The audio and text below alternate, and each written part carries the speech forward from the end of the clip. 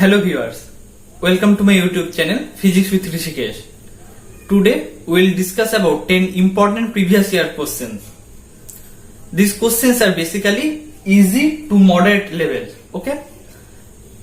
এবং আমাদের এক্সপ্লেনেশনের ভাষা হবে বাংলা, কোশ্চেনের ভাষা হবে ইংলিশ। সো তোমরা এটাকে বলতে পারো যে আমরা বাংলা ইংলিশ দুটো ভাষাকে প্রাধান্য দেবো এখানে। কোশ্চেনের ভাষা থাকবে ইংলিশ এবং আমাদের এক্সপ্লেনেশন হবে বাংলা ভাষায়, মাতৃভাষায়, যাতে এক্সাম হলে তোমাদের ভাবনা চিন্তা করতে বা কোশ্চেন বুঝতে কোনো সমস্যা না হয়। তো চলো আমরা এই 10টা কোশ্চেন স্টার্ট করি। ভিডিওটা তোমরা লাস্ট অবধি দেখো, প্রতিটা প্রবলেম সলভ করো, আগে নিজেরা সলভ করার চেষ্টা করো, তারপরে যদি অসুবিধা হয় কিছু সলভ করতে তখন ভিডিওটাকে আবার প্লে করে তোমরা সলিউশনটা দেখে নাও। আর একটা কথা, যে আমাদের এই ক্লাসটা হবে পেন পেপার মোডে। আমরা এখন হোয়াইট বোর্ড ইউজ করবো না, পেন পেপার মোডেই হবে, তো যাতে টাইমটা আমাদের সেভ হয়। তো তোমরা লাস্ট অব দি ভিডিওটা দেখো, বন্ধুদের শেয়ার করে দাও ভিডিওটাকে, চ্যানেলটাকে সাবস্ক্রাইব করে দাও। Let's start. First question, if the intensity of Sunlight is maximum at 480 nanometer, then find the temperature of the surface of the sun. 4 options are given: 4000 Kelvin, 6000 Kelvin, 8000 Kelvin, 10 to the power 6 Kelvin. দেখো আমরা জানি from Wien's displacement law, lambda m into t, this is equal to constant, which is equal to the Wien's constant. Now lambda M এর value দেওয়া আছে 480 nanometre, আর আমরা জানি 1 nanometre equal to 10 to the power minus 9 metre.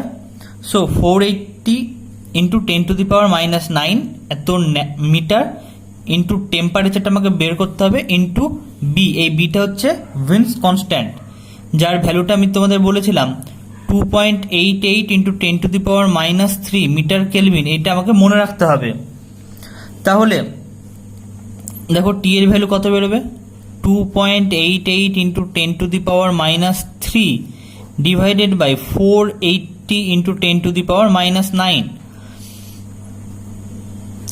10 square, তাহলে 288 by 48 into minus 7, 10 to the power 4,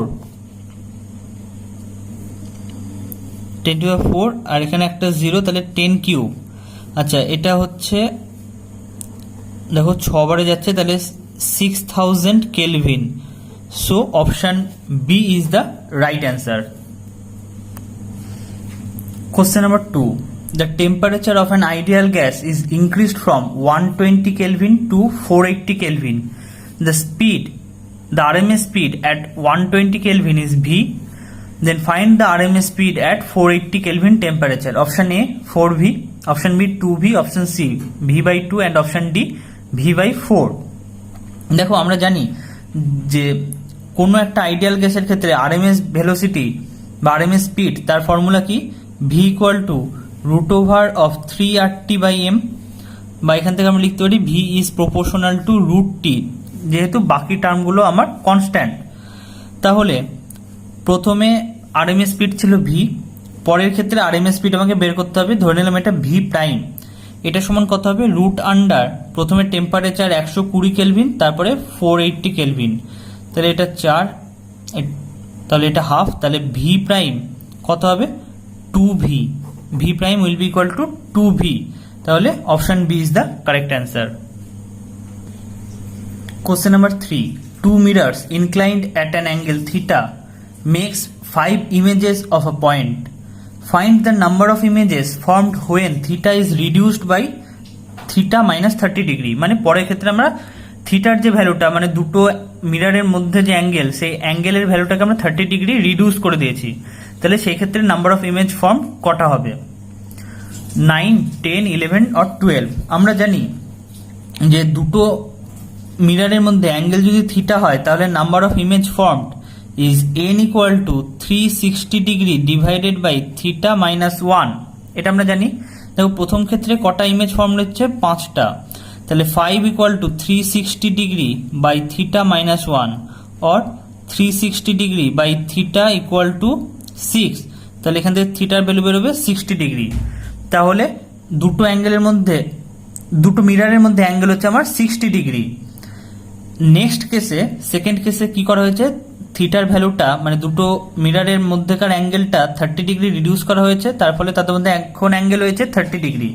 তাহলে এক্ষেত্রেও আমরা এই ফর্মুলাটাই কাজে লাগাবো, n equal to 360 degree by 30 degree minus 1। তাহলে কটা ইমেজ ফর্ম হবে, 360/30 মানে 12 minus 1 equal to 11। So option C is the correct answer. দেখো question number 4, the capacitance of each capacitor is 3 microfarad. এই যে এখানে 4টে ক্যাপাসিটার দেখানো হচ্ছে, প্রত্যেকের ভ্যালু হচ্ছে, প্রত্যেকের ক্যাপাসিটি হচ্ছে 3 microfarad. Find the equivalent capacitance between A and B. এই দুটো পয়েন্টের মধ্যে ইকুইভ্যালেন্ট ক্যাপাসিট্যান্স কত? Option A 3/4 microfarad, option B 3 microfarad, option C 6 microfarad আর অপশন ডি 5 মাইক্রোফ্যারাড। দেখো আমরা স্টেপ বাই স্টেপ এগাবো। এই ক্যাপাসিটারের ক্যাপাসিটি হচ্ছে 5 মাইক্রোফ্যারাড, এই ক্যাপাসিটারের ক্যাপাসিটি 5 মাইক্রোফ্যারাড, সরি 3 মাইক্রোফ্যারাড, দুটোই 3 মাইক্রোফ্যারাড। তাহলে এই দুটো কি প্যারালালে কানেক্টেড, প্যারালাল কম্বিনেশনে ক্যাপাসিটার দুটোর ক্যাপাসিটি আমার অ্যাড হবে। তার মানে এই দুটো যদি আমি ইকুইভ্যালেন্ট ডায়াগ্রাম ড্র করি, সেটা হবে এই দুটো উঠে গিয়ে একটাই ক্যাপাসিটার পড়ে থাকবে, যার ক্যাপাসিটি হচ্ছে 6 মাইক্রোফ্যারাড। তার মানে এই দুটোর ইকুইভ্যালেন্ট ক্যাপাসিট্যান্স হচ্ছে 6 মাইক্রোফ্যারাড। এই 6 মাইক্রোফ্যারাডের সঙ্গে এই 3 মাইক্রোফ্যারাড সিরিজে কানেক্টেড। সিরিজ হলে কি হবে, 3 × 6 ডিভাইডেড বাই 3 + 6, তাহলে 3 × 6 ডিভাইডেড বাই 9, 2 মাইক্রোফ্যারাড। তাহলে এই কম্বিনেশনের সঙ্গে এই 3 মাইক্রোফ্যারাড অ্যাড করলে বা সিরিজ কম্বিনেশন করলে আমরা পাবো 2 মাইক্রোফ্যারাড। এবার তাহলে ইকুইভ্যালেন্ট ডায়াগ্রাম এখান থেকে কেমন আসবে, এরকম, যার এটা হচ্ছে 3 মাইক্রোফ্যারাড, এটা হচ্ছে 2 মাইক্রোফ্যারাড, এটা এ, এটা বি। ঠিক আছে, তাহলে দেখো এই দুটো ক্যাপাসিটার আবার প্যারালাল কম্বিনেশনে কানেক্টেড। তা প্যারালাল কম্বিনেশন মানে জানি ক্যাপাসিটি অ্যাড হয়, তাহলে অ্যাড করে দাও, 3 + 2 5। Option D is the correct answer. একটু ভালো করে প্র্যাকটিস করলেই তোমরা মুখে মুখে প্রবলেমগুলো সলভ করতে পারবে। চলো আমরা নেক্সট কোশ্চেন দেখে নিই। Question number 5, what will be the Poisson ratio of the material if its volume is unchanged. দেখো কোনো একটা ম্যাটেরিয়ালের ক্ষেত্রে বা কোনো একটা বডির ক্ষেত্রে তার ভলিউম কত হয়, πr²L। এটা মেনলি সিলিন্ডারের ভলিউম, কিন্তু দেখো যদি r = L হয়, দেখো এটা আমরা πr³ মানে 4/3 πr³ বলে আবার স্ফিয়ারের ভলিউম হয়ে গেল। তাহলে আমরা যদি ইন জেনারেল πr²L ধরে নিই, তাহলে আমরা কি লিখতে পারি, delta v/v equal to delta of πr²L divided by πr²L। এবার ডেল্টা অফ πr²L মানে কি, এখানে কি কি চেঞ্জ হতে পারে, r এবং l, রেডিয়াস এবং লেন্থটা আমার চেঞ্জ হতে পারে। তাহলে এখান থেকে আমরা কি লিখতে পারি, r² into delta L plus 2rl into delta r divided by r²L। উপর নিচ থেকে আমরা পাই ক্যান্সেল আউট করে দিয়েছি, তাহলে এটার সঙ্গে কি হবে, delta L by L plus 2 delta r by r, 2 delta r by r আর ডেল্টা এল বাই এল। ঠিক আছে, এবার দেখো বলে দিয়েছে যে ভলিউমের কোনো চেঞ্জ হবে না, ভলিউম রিমেন্স আনচেঞ্জড। তার মানে ডেল্টা ভি আমার 0, ডেল্টা ভি যদি আমার 0 হয়, এই টোটাল টার্মটা ইকুয়াল টু 0। তাহলে delta L by L plus 2 into delta R by R, এটা কত হবে 0, বা delta L by L equal to minus of 2 delta R by R. তাহলে আমরা বলতে পারি এখান থেকে delta R by R divided by delta L by L with a negative sign, এটা কত হবে হাফ। এটাই তো আমার Poisson ratio, sigma will be equal to 0.5। That means option A is the correct answer. দেখো কোশ্চেন নাম্বার 6, এই যে একটা লজিক গেট দেখানো হয়েছে, এই গেটটা কেমন হবে, মানে এর আউটপুটটা কেমন হবে, NAND gate, OR gate, XOR gate or AND gate. দেখো এখানে আমার দুটো ইনপুট আছে এবং আমরা জানি এইটা হচ্ছে আমার অ্যান্ড গেটের সাইন, এবং এর সঙ্গে যদি এরকম থাকে তাহলে এটা হচ্ছে আমার ন্যান্ড গেটের সাইন। ন্যান্ড গেটের আউটপুট লজিক কেমন হয়? A B inverse. তাহলে এখানে হবে আমার এ বি ইনভার্স। দেখো এটাই তো আমার এই গেটের জন্য ইনপুট এবং এটাও একটা ন্যান্ড গেট। তাহলে ওয়াই সমান কত হবে? ওয়াই সমান হবে এ বি বার তার আবার বার, কারণ এটাও আমার ন্যান্ড গেট এবং এই ন্যান্ড গেটের জন্য ওয়ান ইনপুট এটা ন্যান্ড গেট এবং এর ইনপুট হচ্ছে এ বি বার। তাহলে এটাকে আবার ইনভার্স করে দেবে, তাহলে এ বি ডাবল বার। তাহলে এটা কি হবে? A B. এটা কি গেট? এটা হচ্ছে আমার and get. Question number 7. The equation of a progressive wave is y equal to 15 sin 660 pi t minus 0.02 pi x centimeter. Then the frequency of the wave is 330 Hz or 342 Hz or 365 Hz or 660 Hz. দেখো আমাকে একটা চল তরঙ্গ বা progressive ওয়েভের equation দেওয়া আছে। এবার প্রোগ্রেসিভ ওয়েভের আমার জেনারেল ইকুয়েশন আমরা জানি y equal to a sin omega t minus kx। তোমরা পরীক্ষাতে এই লাইনটা জাস্ট মনে মনে কল্পনা করবে, লিখে টাইম নষ্ট করার কোনো মানে হয় না। তার মানে এবার প্রতিটা টার্মকে তুমি কম্পেয়ার করো, তাহলে অ্যামপ্লিটিউড হবে 15, ওমেগা সমান হচ্ছে 660 পাই এবং ওমেগা সমান আমরা কি জানি? ওমেগা ইকুয়াল টু 2n পাই। তাহলে আমরা বলতে পারি 2n পাই ইকুয়াল টু 660 পাই। তাহলে এখান থেকে n এর ভ্যালু কত হবে? n এর ভ্যালু হবে 330 hertz. So option A is the correct answer. Question number 8। প্রবলেমগুলো ভালো লাগলে চ্যানেলটাকে সাবস্ক্রাইব করে দাও, বন্ধুদের শেয়ার করে দাও এবং ভিডিওটাকে লাইক করে দাও। একটা ডায়াগ্রাম দেওয়া হচ্ছে, একটা সার্কিটের ডায়াগ্রাম। কি বলেছে? The current in the circuit is, 4 options are given, 1/35 ampere, 1/20 ampere, 1/10 ampere or 1 ampere. দেখো তিনটে রেজিস্ট্যান্স আছে 30 ওহমের। এটা হচ্ছে আমার ব্যাটারির পজিটিভ টার্মিনাল, এটা হচ্ছে আমার ব্যাটারির নেগেটিভ টার্মিনাল। পজিটিভ টার্মিনালকে একটু বড় দাগ দিয়ে লেখা হয়, নেগেটিভ টার্মিনালকে একটু ছোট দাগ দিয়ে লেখা হয়। তার মানে কি? কারেন্ট পজিটিভ থেকে নেগেটিভের দিকে ফ্লো করবে, এইভাবে সার্কিটটা কমপ্লিট হবে।